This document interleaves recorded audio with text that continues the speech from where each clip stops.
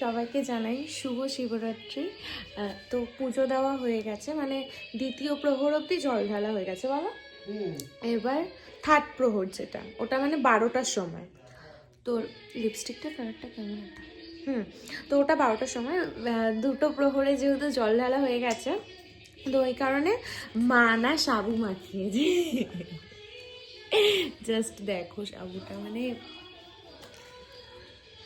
মা একদম পুরো বসে একদম সাবু। কি ভালো যে লাগছে, মানে গত বছর এটা হয়নি, আমি এখানে ছিলাম, মা বাড়িতে করেছিল।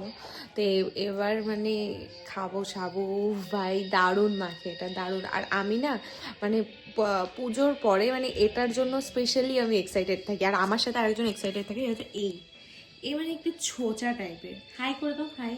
দেখো ও অলরেডি খাওয়া শুরু করে দিয়েছে, ও খাওয়ায় ব্যস্ত ভীষণ।